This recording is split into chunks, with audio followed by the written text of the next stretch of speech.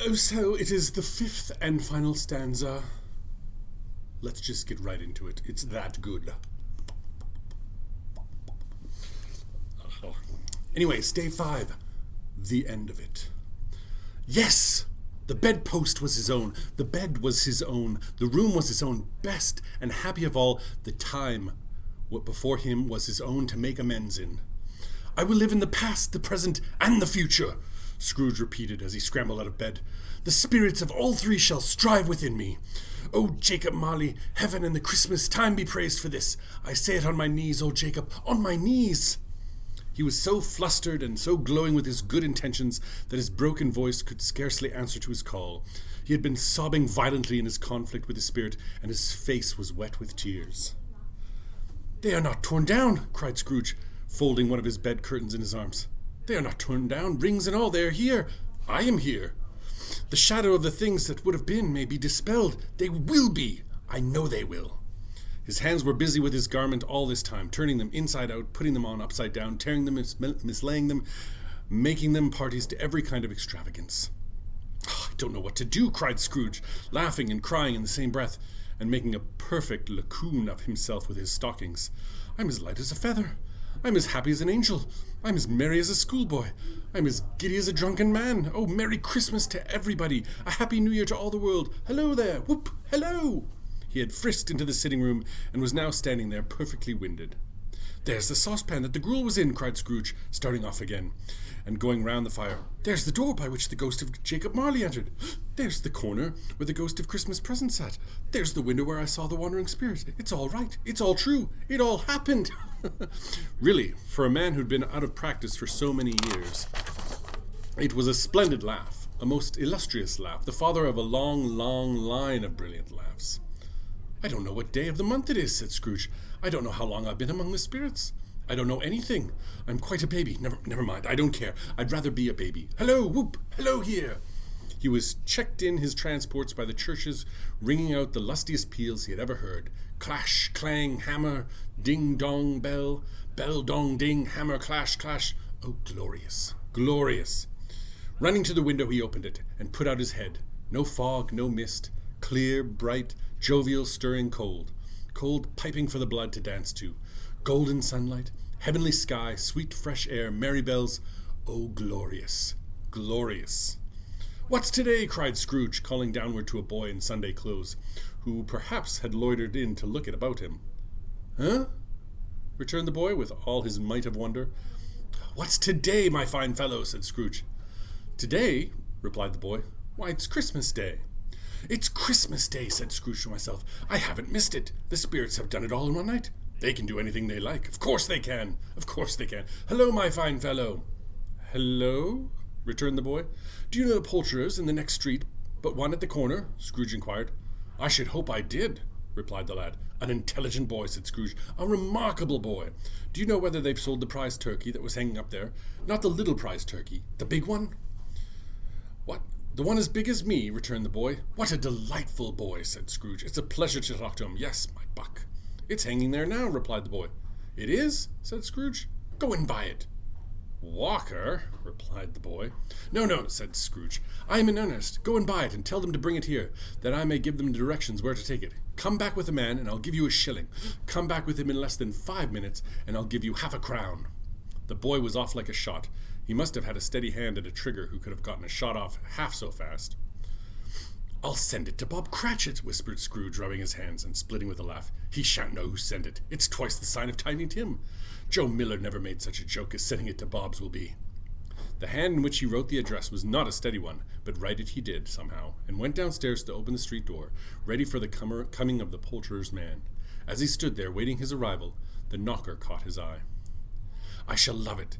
As long as I live, cried Scrooge, patting it with his hand. I scarcely ever looked at it before. What an honest expression it has in its face.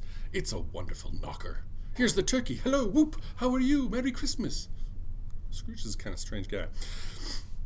It was a turkey. He never could have stood upon its legs, that bird. He would have snapped them short off in a minute, like sticks of sealing wax. Oh, why, it's impossible to carry that to Camden Town, said Scrooge. You must have a cab.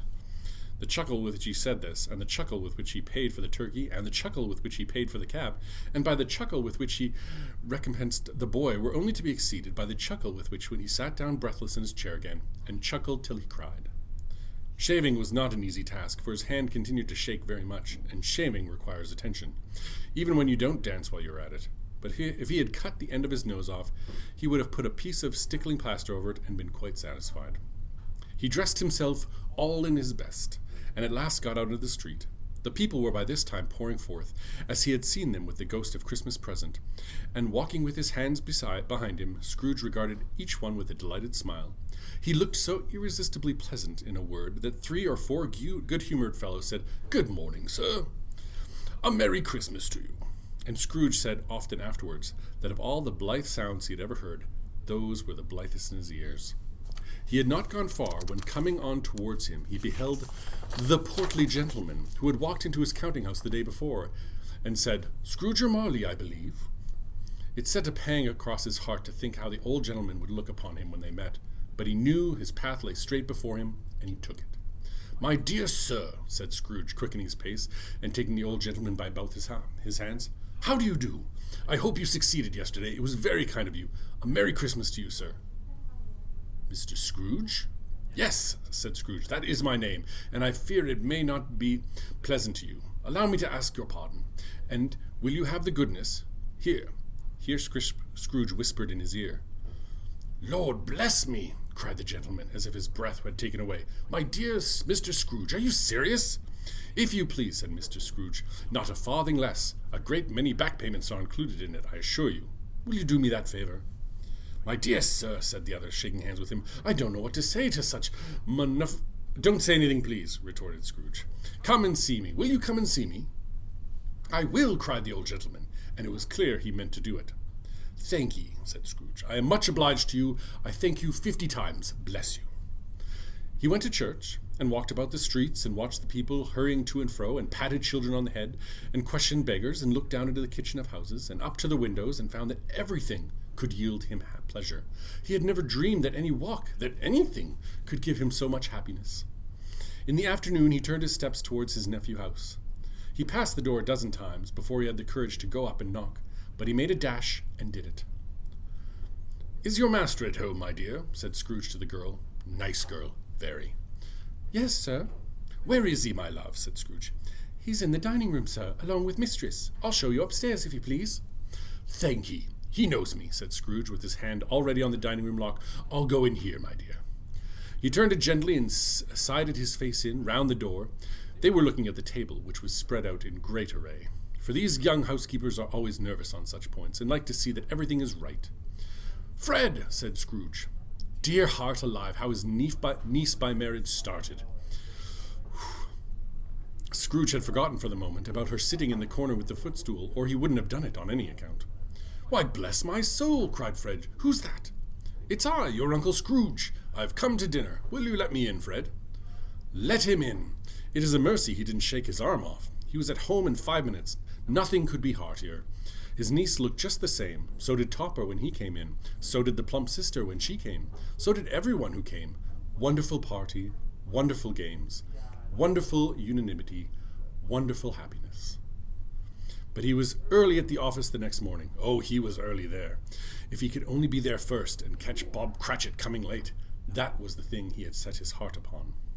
And he did it. Yes, he did. The clock struck 9. No Bob. 1:15. No Bob. He was a full 18 minutes and a half behind his time. Scrooge sat with his door wide open, that he might see him come into the tank. His hat was off before he opened the door, his comforter too. He was on his stool in a jiffy, driving away with his pen as if trying to overtake 9 o'clock. "Hello," growled Scrooge in his accustomed voice, as near as he could feign it. "What do you mean by coming here at this time of day?" "I'm very sorry, sir," said Bob. "I'm behind my time." "You are?" repeated Scrooge. "Yes, I think you are. Step this way, sir, if you please." "It's only once a year, sir," pleaded Bob, appearing from the tank. "I shall not be repeated. I was making rather merry yesterday, sir." "Now, I'll tell you what, my friend," said Scrooge.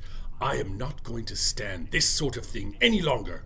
And therefore," he continued, leaping from his stool and giving Bob such a dig in the waistcoat that he staggered back into the tank again. "And therefore, I am about to raise your salary." Bob trembled and got a little nearer to the ruler. He had a momentary idea of knocking Scrooge down with it, holding him and calling to the people in the court for help and a straight waistcoat. "A Merry Christmas, Bob," said Scrooge with an earnestness that could not be mistaken, as he clapped him on the back. "A Merry Christmas, Bob, my good fellow, that I have given you for many a years. I'll raise your salary and endeavor to assist your struggling family, and we will discuss your affairs this very afternoon over a Christmas bowl of smoking bishop. I'm assuming it's something like this.